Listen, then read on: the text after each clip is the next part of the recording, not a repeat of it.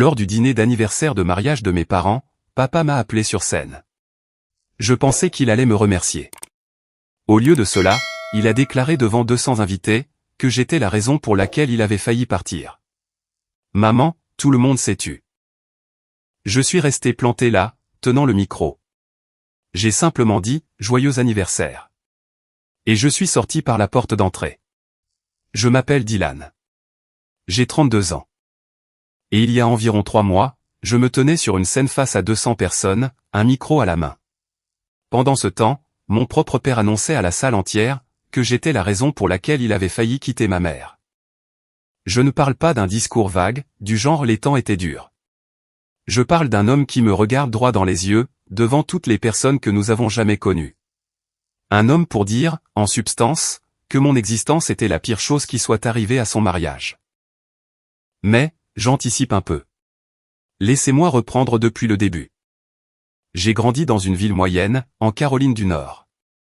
Mon père, Craig, est le genre d'homme qui pense que le respect ne se donne pas, mais qu'il se mérite. Sauf quand il s'agit de lui, bien sûr. Dans ce cas, vous avez intérêt à lui témoigner ce respect, dès la seconde où il entre dans la pièce. Il a dirigé une entreprise d'aménagement paysager commercial pendant 30 ans. Il l'a bâtie à partir de rien, et n'a jamais laissé personne l'oublier. Ma mère, Laura, est tout l'inverse. Discrète, chaleureuse, c'est le genre de femme qui préparerait une tarte pour un voisin qu'elle n'apprécie même pas, juste parce qu'elle pense que c'est la bonne chose à faire. Elle a passé sa vie entière à s'assurer que tout le monde autour d'elle se sente bien, et plus particulièrement mon père. Je crois que, quelque part en cours de route, elle a oublié qu'elle avait, elle aussi, le droit au bien-être. Ensuite, il y a mon frère aîné, Chase, qui a 3 ans de plus que moi. Et, dès le moment où j'ai été en âge de comprendre quoi que ce soit, j'ai parfaitement assimilé une chose. Chase était le fils, et le reste d'entre nous ne faisait que graviter autour de lui. Au lycée, il était le quarterback, le roi de la promo. Le garçon capable de charmer n'importe qui, même une clôture. Mon père le vénérait, et je n'utilise pas ce mot à la légère. Craig parlait de Chase, de la même manière que certains parlent de leur première voiture. De façon constante, respectueuse, et même un peu obsessionnelle. Chase ne pouvait rien faire de mal. Un jour, Chase allait reprendre l'entreprise. Chase était la preuve vivante que Craig avait réussi quelque chose de bien dans ce monde. Et moi, j'étais juste Dylan. Le garçon plus calme. Celui qui préférait les livres au football. Celui qui aimait mieux aider maman dans la cuisine, plutôt que d'accompagner papa sur les chantiers le samedi. Je n'étais pas un mauvais garçon. J'avais de bonnes notes, je ne m'attirais pas d'ennui. Je suis allé à l'université avec une bourse partielle, et j'ai payé le reste moi-même. Mon père m'avait prévenu. Si je n'étudiais pas quelque chose d'utile, c'est-à-dire quelque chose qui aiderait l'entreprise, il ne financerait pas ma petite aventure. J'ai étudié la comptabilité. Apparemment, ce n'était pas un travail assez manuel pour lui. Le fait est que, j'ai passé la majeure partie de ma vie, à essayer d'obtenir de mon père une chose qui ne m'a jamais été accessible. Son approbation fonctionnait sur liste d'invités, et mon nom n'y figurait tout simplement pas. Mais j'ai continué à essayer. J'ai continué à me présenter à chaque dîner de famille, à chaque fête, à chaque anniversaire. J'appelais tous les dimanches. J'ai aidé ma mère quand elle s'est fait opérer du genou, et que Craig n'a pas daigné prendre un jour de congé. J'ai conduit pendant 4 heures pour réparer leur gouttière, alors que Chase avait promis de le faire, avant d'oublier opportunément pendant 6 mois. J'étais celui sur qui on pouvait compter. Celui qui était invisible. C'est ici que l'histoire commence vraiment. Il y a environ 4 mois, ma mère m'a appelé. Elle m'a annoncé que mon père et elle allaient fêter leur 35e anniversaire de mariage. Elle voulait organiser une grande fête. Pas juste un dîner, mais un véritable événement. La location d'une salle de réception au Marriott du centre-ville, un traiteur, un DJ, la totale. Elle voulait que ce soit spécial.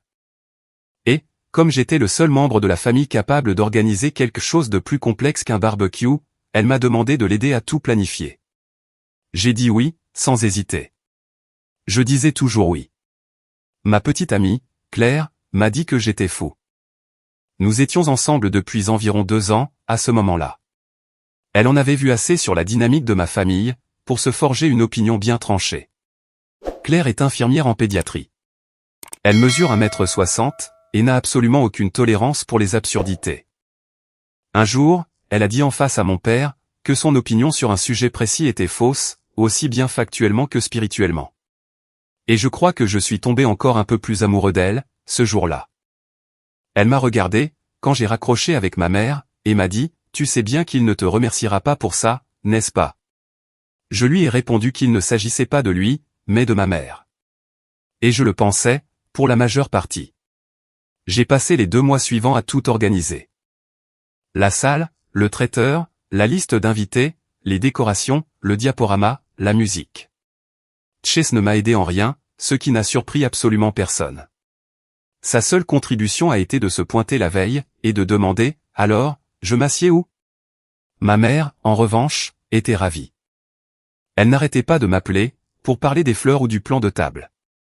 Elle se demandait si tante Patty devait être à la même table que l'oncle Ron, vu qu'il ne s'était pas adressé la parole depuis l'incident de Pâques, 4 ans plus tôt. J'ai géré tout ça. J'ai même écrit un discours. La soirée de la fête était magnifique, je dois bien l'admettre. La salle était superbe, et la nourriture incroyable. Ma mère a fait son entrée, vêtue d'une robe vert émeraude, et elle a littéralement illuminé la pièce. Elle a pleuré, quand elle a vu le diaporama que j'avais monté. 35 ans de photos, défilant sur la musique de leur première danse. Même Craig avait l'air ému. Ce qui, pour lui, relevait pratiquement du miracle. Il a passé son bras autour de ma mère, et pendant une seconde, je me suis dit que ce soir serait peut-être différent. Peut-être que ce soir, il verrait que j'avais fait quelque chose de significatif pour la famille, et qu'il le reconnaîtrait. Après le dîner, mon père s'est levé, et a pris le micro. Il a remercié tout le monde d'être venu. Il a parlé de son mariage, de la création de l'entreprise, et de Chase. Il a dit à quel point il était fier de son fils aîné. Il a ajouté que ma mère était son rock. C'était un beau discours. Un peu long, un peu tourné vers son propre ego, mais beau. Puis, il a prononcé une phrase qui m'a noué l'estomac. « Je veux appeler mon plus jeune fils, ici. Dylan, viens me rejoindre. » Les gens ont applaudi. Claire m'a serré la main sous la table. Elle m'a jeté un regard qui voulait dire « Fais attention ». Je l'ai ignoré. Je suis monté sur cette scène avec le sourire, car je pensais sincèrement que c'était le bon moment. Je croyais que mon père allait me remercier, pour avoir organisé tout l'événement. Qu'il allait, pour une fois, reconnaître publiquement quelque chose que j'avais fait. Je me suis tenu à côté de lui. Il a posé sa main sur mon épaule, et a regardé la foule. Vous savez, 35 ans, c'est long, a-il commencé. Et Laura et moi, on a bien failli ne pas y arriver. Beaucoup de gens ici, ce soir, l'ignorent.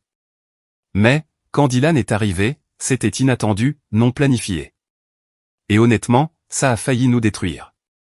Nous n'étions pas prêts. Le stress, la pression financière. Les nuits sans sommeil. Il y a eu un moment, où j'avais déjà un pied dehors. J'ai failli partir. Dylan est la raison pour laquelle j'ai failli renoncer à ce mariage. La salle s'est figée dans un silence de mort. 200 personnes me fixaient. Je sentais mon visage me brûler. Mon père a tout simplement continué. Il expliquait comment ma mère et lui avaient tenu bon, et comment leur mariage était devenu plus fort, parce qu'ils avaient survécu à ce chapitre. Comme si j'étais un chapitre. Comme si j'étais une tempête, qu'ils avaient traversée. Il a fini par conclure, avec une phrase sur la persévérance. Et la foule a offert des applaudissements gênés, et confus. Il s'est tourné vers moi, comme s'il s'attendait à ce que je dise quelque chose. Je suis resté planté là. Ça m'a paru durer 1 heure, mais c'était probablement l'affaire de 10 secondes. J'ai regardé mon père. J'ai regardé ma mère, assise à la table d'honneur, les 2 mains plaquées sur sa bouche. J'ai regardé ces 200 visages, qui ressentaient tous de la pitié pour moi. Puis, je me suis penché vers le micro, et j'ai dit « Joyeux anniversaire ». J'ai posé le micro. Je suis descendu de la scène. J'ai traversé la salle de réception, et j'ai poussé les portes d'entrée de ce Marriott. J'ai continué à marcher, jusqu'à arriver à ma voiture. Je me suis assis là, sur le parking. Les 2 mains agrippées au volant, je fixais le tableau de bord, essayant de comprendre si ce qui venait de se passer était bien réel. Claire m'a retrouvé, environ 15 minutes plus tard. Elle n'a rien dit. Elle s'est assise sur le siège passager, a posé sa main sur mon bras, et a attendu. Quand j'ai fini par la regarder, elle a simplement dit « Rentrons à la maison ». Alors, c'est ce que nous avons fait. Je n'ai pas dormi, cette nuit-là. Claire s'est endormie vers 1h du matin, la tête posée sur mon torse. Et moi, je suis resté allongé là, fixant le plafond. Je repassais en boucle chaque mot que mon père avait prononcé. Pas seulement ceux de cette soirée, mais chaque mot des 32 dernières années. Chaque fois qu'il regardait au-delà de moi, pour s'adresser à Chase. Chaque fois qu'il oubliait de me demander comment s'était passée ma journée. Chaque fois qu'il nous présentait à quelqu'un, le torse bombé, en disant « Voici mon fils, Chase ». Puis, il faisait un geste vague dans ma direction, pour ajouter « Et ça, c'est Dylan ». Exactement comme si j'étais un vieux meuble, dont il n'avait pas encore pris le temps de se débarrasser. Mais ce discours d'anniversaire, c'était différent. Ce n'était pas passif. Ce n'était pas juste de la négligence, ou du favoritisme. C'était un homme, debout devant toutes nos connaissances, déclarant publiquement que j'étais un fardeau. Que j'étais la chose qui avait failli ruiner sa vie.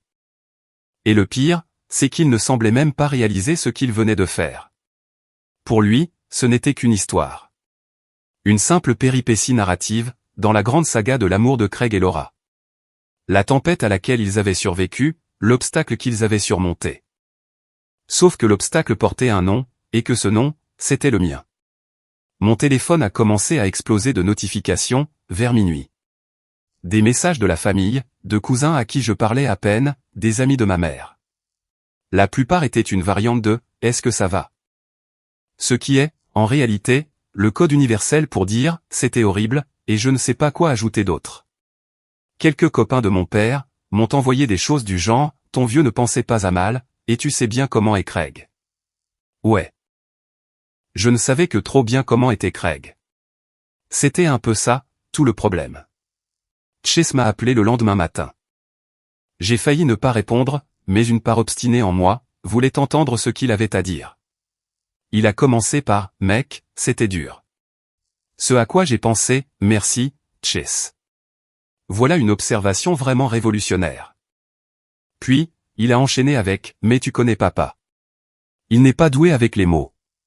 Il essayait juste de dire que vous avez traversé ça ensemble. J'étais assis sur le comptoir de ma cuisine, tenant ma tasse de café. Je lui ai répondu « Chase ». Il a annoncé à 200 personnes, avec un micro sur une scène, que j'avais failli détruire son mariage. Il n'y a aucune façon d'édulcorer ça. Chase s'est tu pendant une seconde. Puis il a lâché « Je crois que tu es un peu trop sensible ». Je lui ai raccroché au nez. Ce fut la dernière vraie conversation que j'ai eue avec mon frère, pendant un long moment. Ma mère m'a appelé quelques heures plus tard. Je pouvais entendre qu'elle avait pleuré. Elle a dit « Mon chéri, ton père s'en veut terriblement ». Je lui ai demandé s'il avait réellement dit ça. Ou bien, si elle le disait, juste parce qu'elle voulait que ce soit vrai. Elle a marqué une pause, suffisamment longue, pour que je comprenne la réponse. Puis, elle a ajouté, c'est juste qu'il ne sait pas s'exprimer. Eh bien, tu le sais. Je lui ai dit que je l'aimais, mais que je n'allais pas faire semblant que ce qui s'était passé était acceptable. Je lui ai expliqué que j'avais besoin de prendre mes distances. Elle s'est remise à pleurer. Et moi, je me suis senti comme une ordure, d'être celui qui la faisait pleurer. C'est exactement comme ça que ça fonctionne dans ma famille. Craig dégoupille la grenade. Et, d'une manière ou d'une autre, je suis celui qui finit par s'excuser pour l'explosion. Environ 3 jours plus tard, mon père a fini par appeler. J'ai répondu, parce que je voulais l'entendre prononcer ces mots. Je voulais de vraies excuses. Ce que j'ai obtenu à la place, c'est du Craig tout craché. Il m'a dit, ta mère est contrariée. J'ai besoin que tu l'appelles, et que tu arranges les choses. Pas de, je suis désolé. Pas de, je n'aurais pas dû dire ça. Juste, règle ce problème pour moi. Je lui ai répondu, que c'était lui qui l'avait contrarié, en m'humiliant devant toute notre famille. Et que, si quelqu'un devait arranger les choses, c'était bien lui. Il s'est tu. Puis, il a prononcé une phrase que je n'oublierai jamais. Il a dit, je ne sais pas pourquoi tu transformes ça en ce que ce n'est pas. J'ai juste été honnête, sur cette scène. C'est ce qui s'est passé. Tu n'étais pas prévu, et ça a été difficile. Je ne vais pas m'excuser d'avoir dit la vérité. J'étais assis sur mon canapé, le téléphone plaqué contre l'oreille. Et, je vous le jure, j'ai senti quelque chose basculer en moi. Comme un interrupteur qu'on enclenche. Ce n'était ni de la colère, ni de la tristesse, mais une immense clarté. 32 ans à me plier en quatre, pour un homme qui me considérait comme une complication. Un homme, incapable même de faire semblant de s'en vouloir, après l'avoir crié sur tous les toits. J'ai répondu, d'accord, papa. Merci pour ton honnêteté. Et j'ai raccroché. Claire est rentrée de sa garde, ce soir-là. Elle m'a trouvé assis sur la terrasse arrière, devant une bière à laquelle je n'avais pas touché. Elle s'est assise à côté de moi, et a demandé, que s'est-il passé? Je lui ai parlé de l'appel. De ce qu'il m'avait dit, et du fait qu'il refusait de s'excuser. Elle est restée silencieuse pendant 1 minute. Puis, elle a pris la parole, Dylan, je dois te dire quelque chose, et j'ai besoin que tu m'écoutes. Tu as passé ta vie entière, à passer des auditions pour un rôle qui n'a jamais été disponible.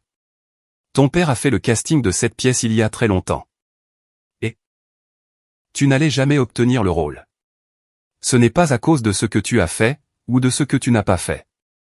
C'est parce qu'il a décidé, avant même que tu saches parler, que tu ne serais pas ce qu'il désirait.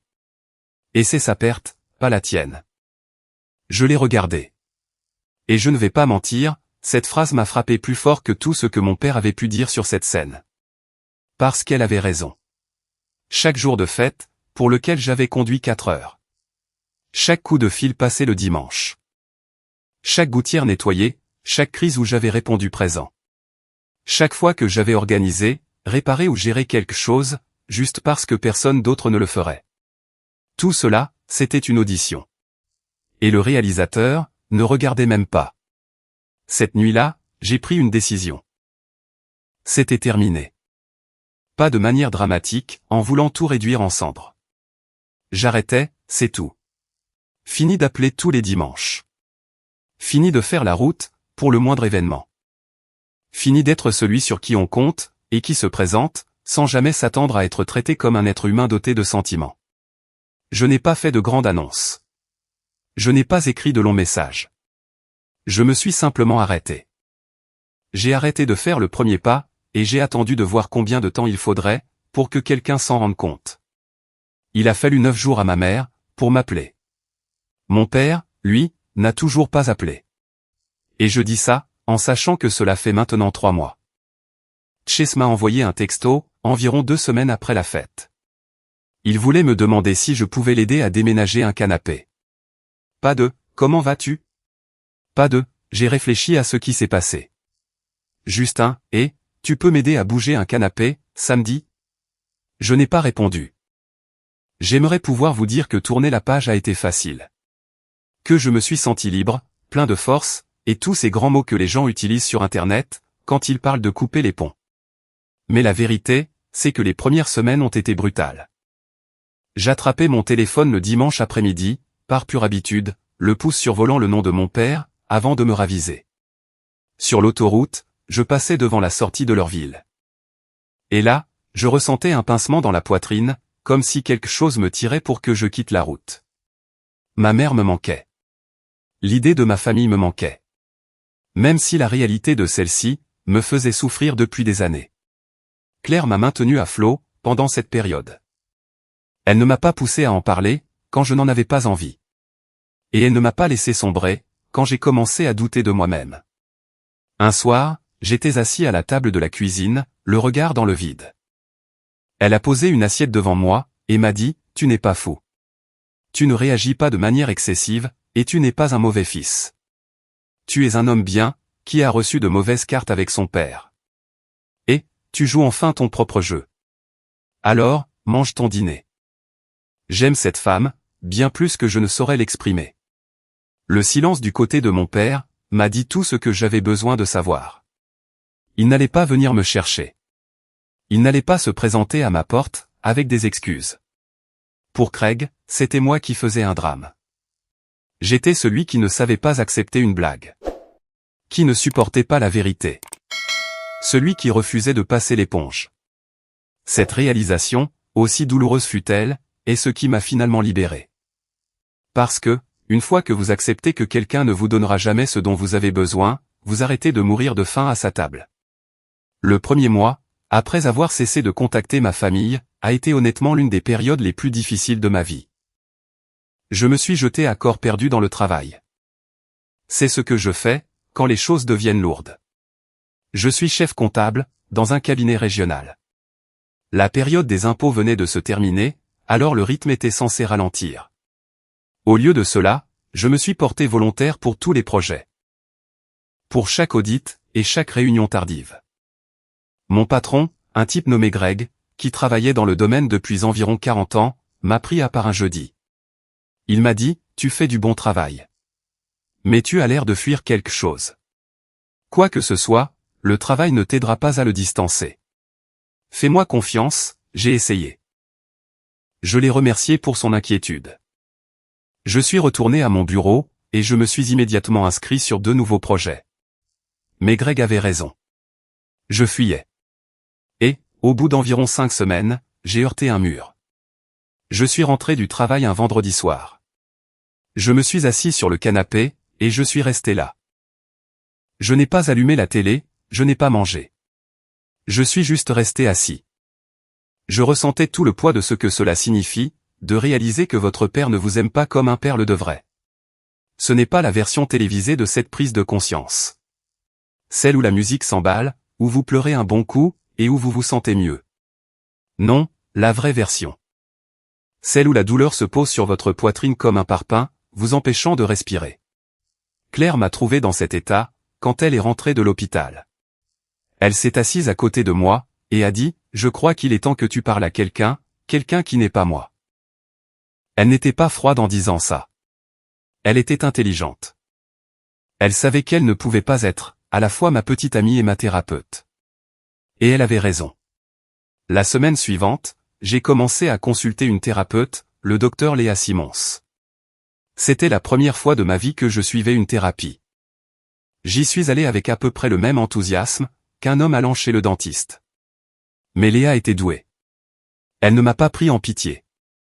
Elle ne m'a pas choyé, et ne m'a pas dit ce que je voulais entendre. Elle s'est contentée d'écouter. Et puis, elle m'a posé ce genre de questions, qui vous laisse assis là pendant une bonne minute, avant de pouvoir répondre. Parce que la vérité, est bien plus difficile à dire à voix haute, que ce que vous imaginiez. Lors d'une séance, elle m'a demandé ce que je dirais à mon père, s'il pouvait m'entendre et qu'il n'y avait aucune conséquence. J'y ai longuement réfléchi. Puis, j'ai répondu que je lui demanderais pourquoi. Pas pourquoi il avait dit ça à la fête. Mais, pourquoi il n'avait jamais voulu de moi. Léa a simplement hoché la tête, et a murmuré, « C'est la vraie question, n'est-ce pas ?» Oui, c'était la vraie question. La thérapie n'a pas tout réparé du jour au lendemain. Mais elle a commencé à éplucher des couches, dont j'ignorais l'existence. J'ai réalisé que toute mon identité, s'était construite sur le fait d'être utile à des gens qui ne me valorisaient pas. J'étais celui qui réparait. Celui qui planifiait. Celui qui répondait présent. Et j'ai fait tout ça, non pas parce que je suis un saint désintéressé. Mais parce que je pensais qu'en étant suffisamment utile, je serais enfin suffisant. Ça m'a percuté comme un camion, lors d'une séance un mercredi après-midi. J'ai dû me garer sur le bas-côté, en rentrant chez moi, parce que je ne voyais plus à travers le pare-brise. Mais, voici ce qui se passe, quand on touche le fond. Une fois qu'on y est, la seule direction possible, c'est vers le haut. Lentement, silencieusement, j'ai commencé à remonter. Je me suis concentré sur ma relation avec Claire. Je m'y suis vraiment consacré. Pas juste en faisant acte de présence, mais en étant réellement là. Nous avons commencé à cuisiner ensemble, les soirs de semaine.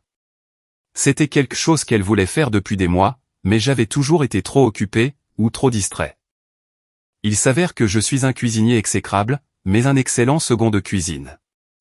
Claire a affirmé que c'était, de loin, la chose la plus caractéristique de ma personnalité.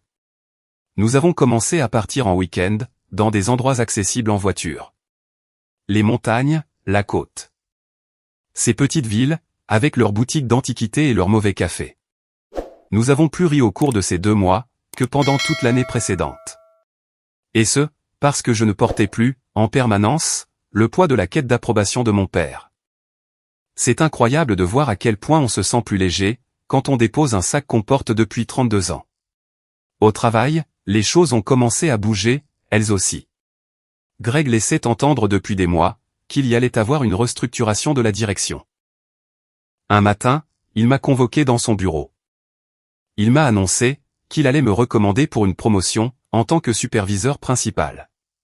Plus de responsabilités, une équipe sous mes ordres, et une belle augmentation. Il a dit, tu es la personne la plus fiable de ce bureau depuis 3 ans, et il est temps que cela compte pour quelque chose. J'ai failli rire au mot fiable. Parce que ce mot avait été ma malédiction dans ma famille. Mais ici, c'était mon ticket d'entrée pour un avenir meilleur. J'ai eu la promotion. Claire et moi avons célébré ça dans un petit restaurant italien que nous adorions. Elle a levé son verre et a porté un toast à l'homme le plus fiable que je connaisse, et qui est enfin apprécié par les bonnes personnes. J'ai trinqué avec elle. J'ai pensé à quel point il était étrange qu'un collègue et une petite amie puissent me voir plus clairement que l'homme qui m'avait élevé.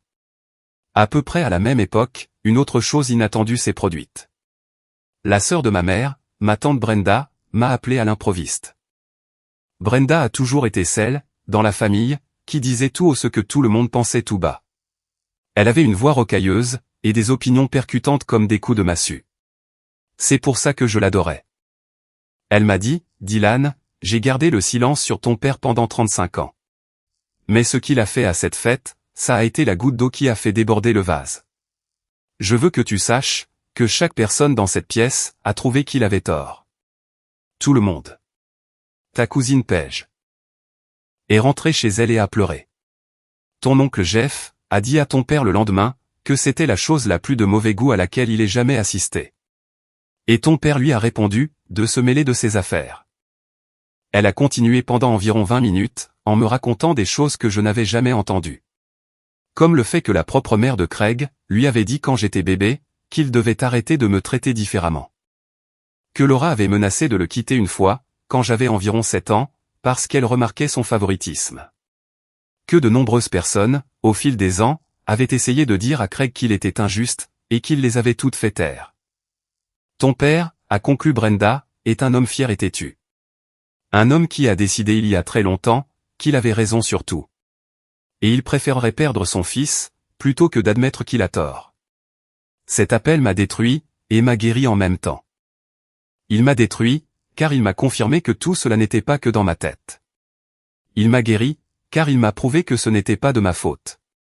Au fil des semaines, j'ai commencé à ressentir une chose, que je n'avais pas ressentie depuis longtemps. La paix. Pas exactement le bonheur, mais un sentiment tranquille, de me sentir bien. Claire et moi, avons commencé à parler de l'avenir, d'une manière totalement inédite pour nous. Emménager ensemble officiellement. Peut-être prendre un chien. Peut-être même construire quelque chose de plus grand, par la suite. J'étais assis dans mon nouveau bureau. Celui avec une vraie porte, et mon nom gravé sur une petite plaque. C'est à ce moment-là que ma mère a rappelé.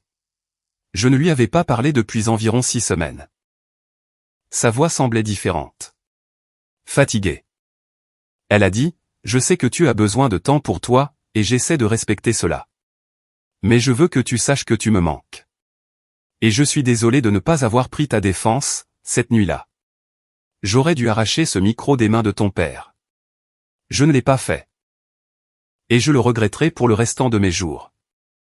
J'étais assis dans mon bureau, la porte fermée, me pressant les doigts contre les yeux pour ne pas craquer. Je lui ai dit qu'elle me manquait, à moi aussi. Je lui ai expliqué que je ne cherchais pas à la punir. Mais j'avais besoin de prendre mes distances avec papa. Et je ne savais pas comment m'éloigner de l'un, sans m'éloigner de l'autre. Elle a répondu qu'elle comprenait. Puis, elle a ajouté une chose qui m'a pris au dépourvu, ton père rencontre quelques difficultés avec l'entreprise. Chase devait reprendre la comptabilité cette année. Mais il est. Eh bien, il est Chase. Elle n'a pas donné plus de détails, mais c'était inutile. Je savais exactement ce que ça voulait dire. J'ai dit à ma mère que je l'aimais, et j'ai raccroché. Ensuite, je suis resté là, dans le calme de mon bureau, au cœur de cette vie que je m'étais construite. J'ai repensé à toute cette ironie. Le fils imprévu, l'accident, la complication. Ce fils-là, était assis derrière un bureau à son nom, et s'en sortait à merveille. Tandis que l'enfant prodige, celui qui devait porter l'héritage, s'effondrait. Apparemment, il restait fidèle à lui-même. Je ne vais pas faire semblant que je n'ai pas trouvé ça un peu satisfaisant. Je suis humain, après tout. Laissez-moi vous expliquer ce que signifie être Chase, parce que c'est important pour la suite.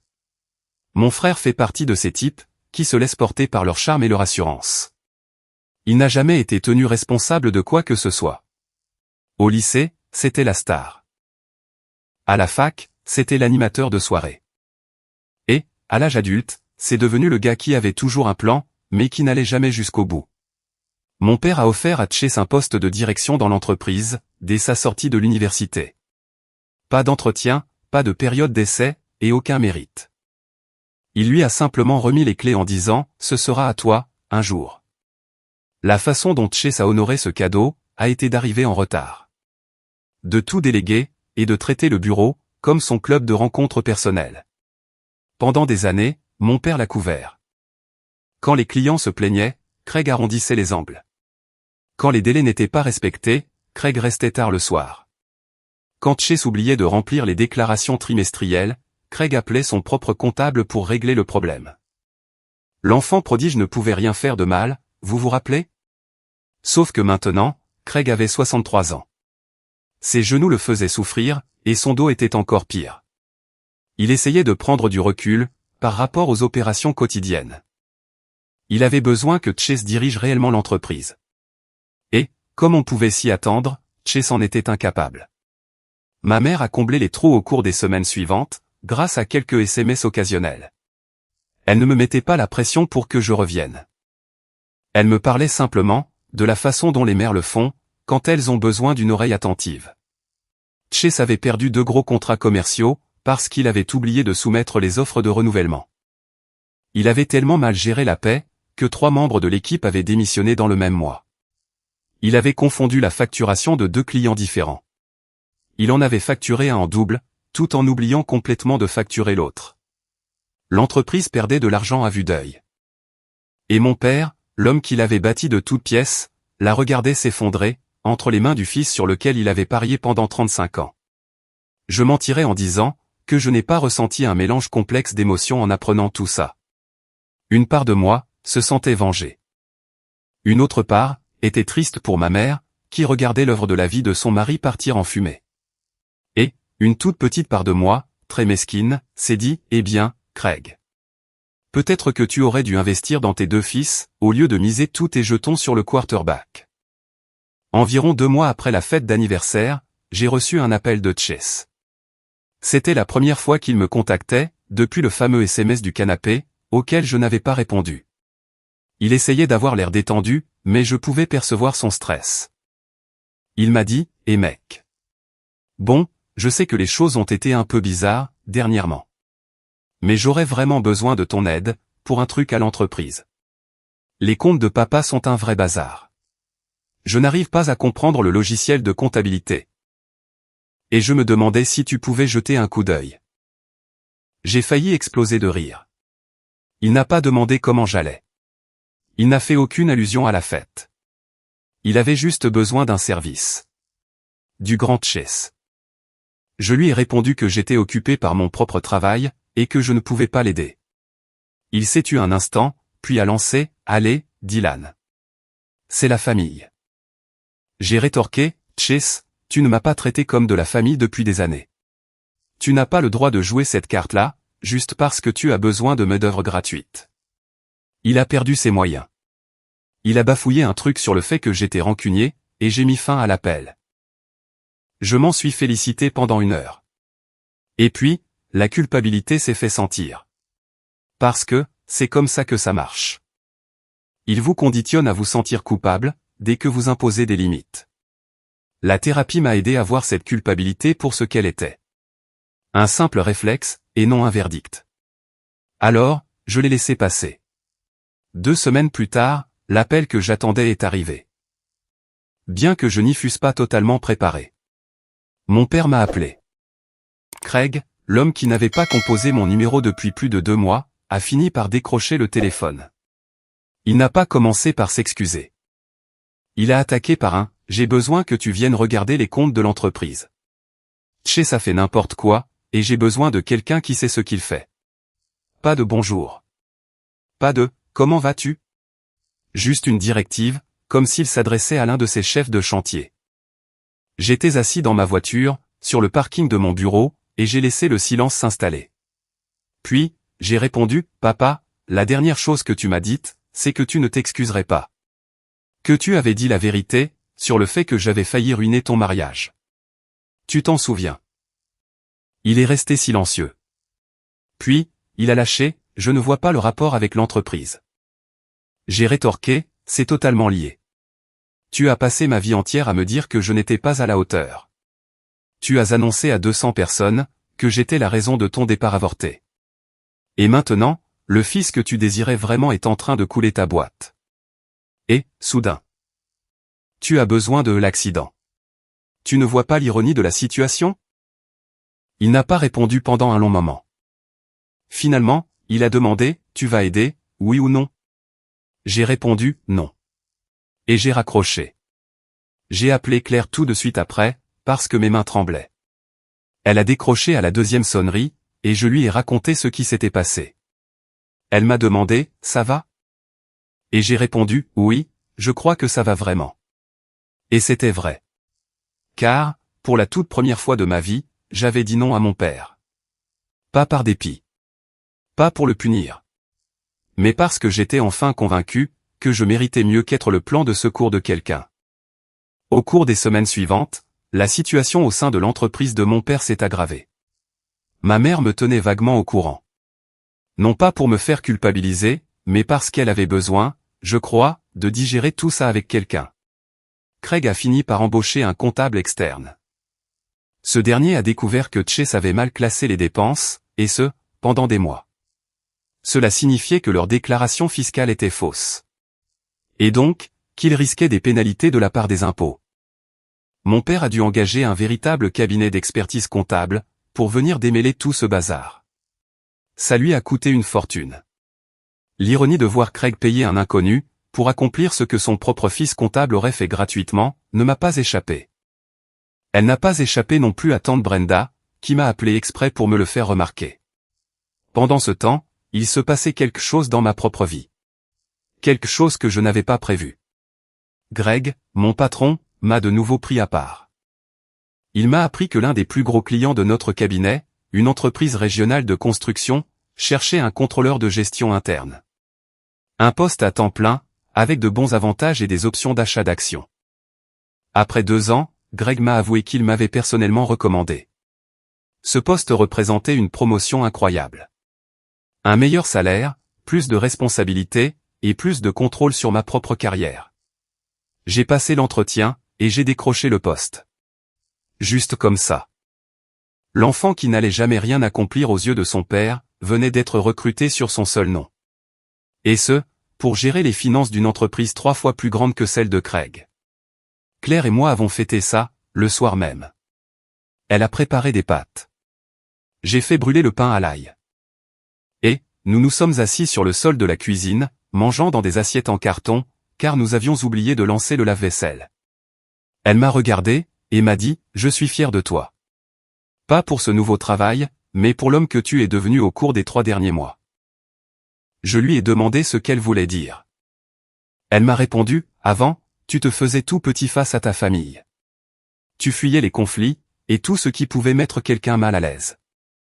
Mais tu ne te caches plus, désormais. » Je l'ai attiré contre moi, et je lui ai dit, c'est parce que j'ai enfin trouvé quelqu'un, qui me voit à ma vraie taille.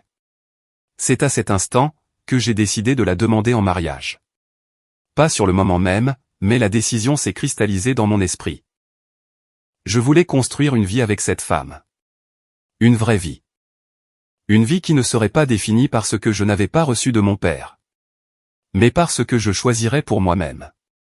J'ai commencé à regarder les bagues, la semaine suivante.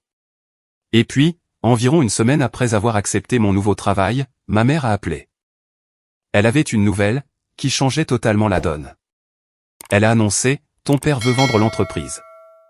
Chase et lui n'arrivent plus à la faire tourner, et il cherche un acheteur. Il veut organiser une réunion de famille pour en discuter.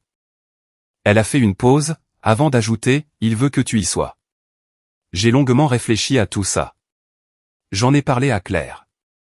J'en ai parlé au docteur Simons.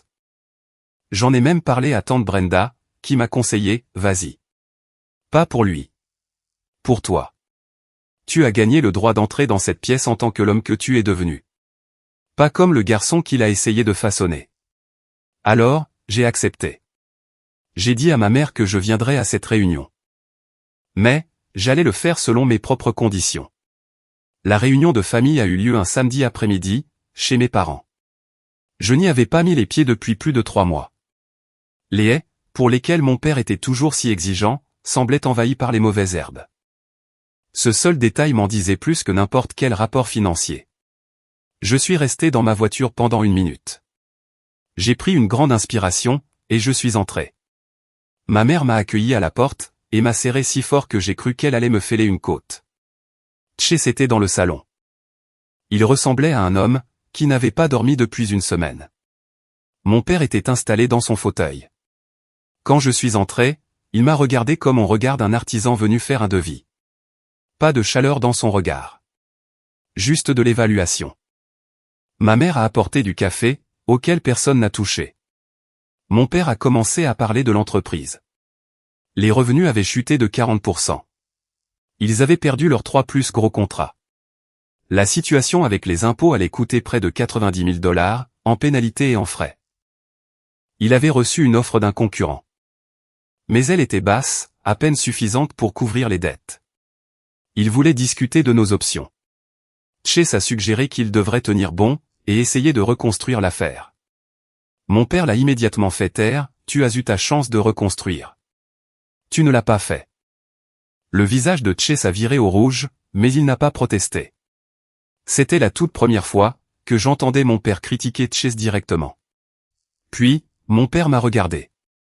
Tu es comptable. Tu travailles avec des entreprises. Qu'en penses-tu? Pas de s'il te plaît. Aucune reconnaissance du fait qu'il demandait de l'aide au fils, qu'il avait publiquement humilié, pour sauver l'œuvre de sa vie. Juste, un vulgaire, qu'en penses-tu? J'ai répondu, avant de te donner mon avis professionnel, je dois dire quelque chose de personnel. Mon père a remué sur sa chaise. Ma mère a resserré son emprise sur sa tasse de café. J'ai poursuivi, papa. Il y a 3 mois, tu t'es levé sur une scène, et tu as dit à 200 personnes que j'étais la raison de ta tentative de départ. Tu as dit que je n'étais pas prévu. Tu m'as traité de fardeau. Et quand je t'ai demandé de t'excuser, tu as répondu que tu disais juste la vérité. Je l'ai regardé droit dans les yeux. Alors, j'ai besoin que tu me répondes. Pourquoi? Pas pourquoi tu as dit ça à la fête. Mais, pourquoi m'as-tu traité différemment, tout au long de ma vie? La pièce était si silencieuse.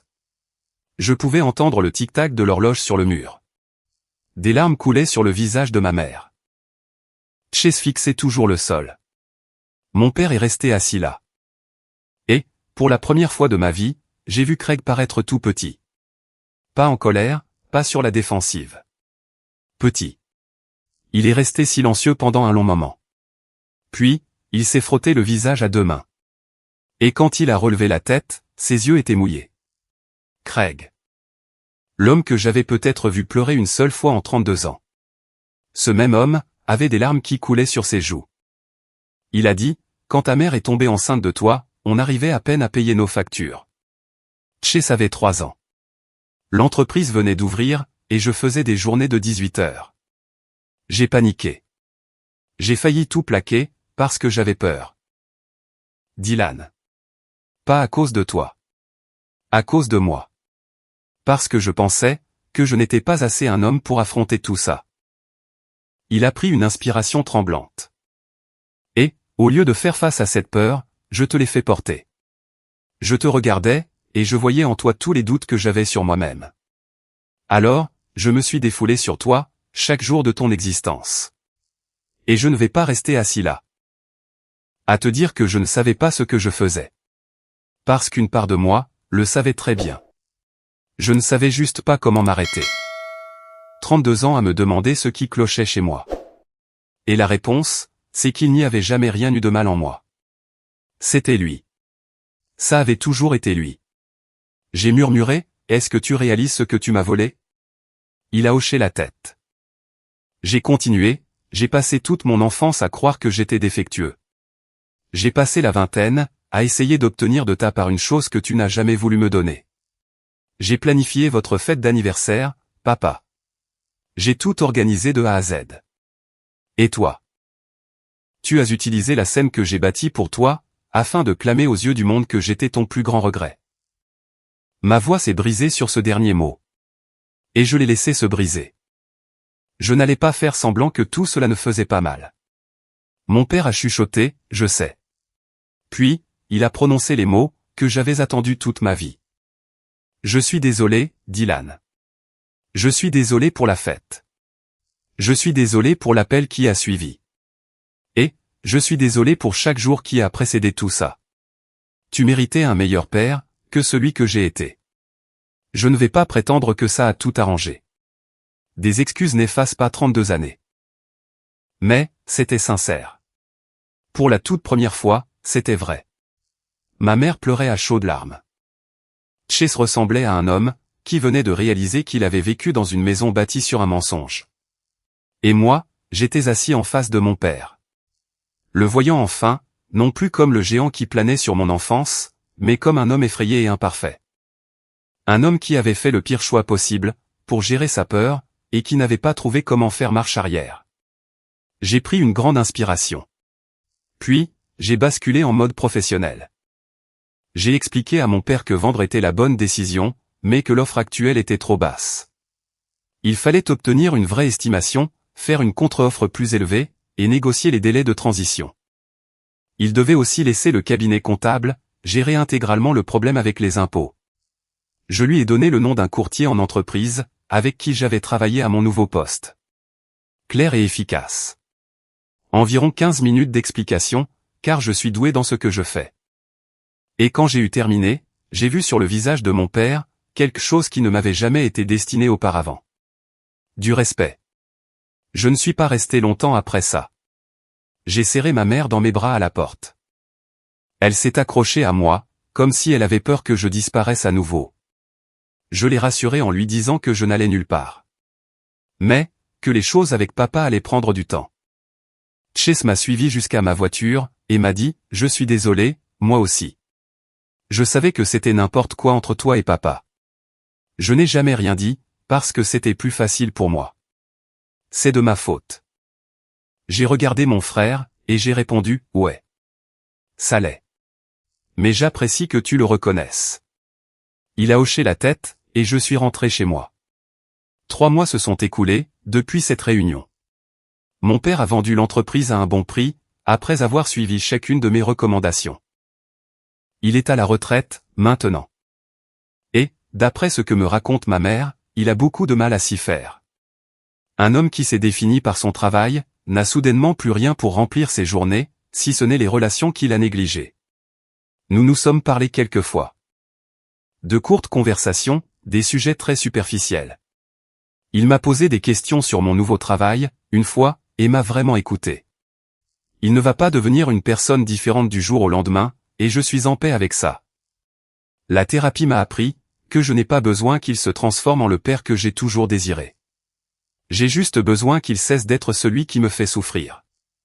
Chase travaille désormais pour un entrepreneur général, où il fait de la gestion de projet. Apparemment, il s'en sort bien, quand il n'est pas responsable de tout. Nous nous envoyons des textos, de temps en temps. Ce n'est pas la fraternité qu'on voit dans les films, mais c'est une relation honnête. Ma mère et moi nous parlons à nouveau chaque semaine. C'était la seule relation dans ma famille, que je ne voulais pas perdre. Et je ne l'ai pas perdue.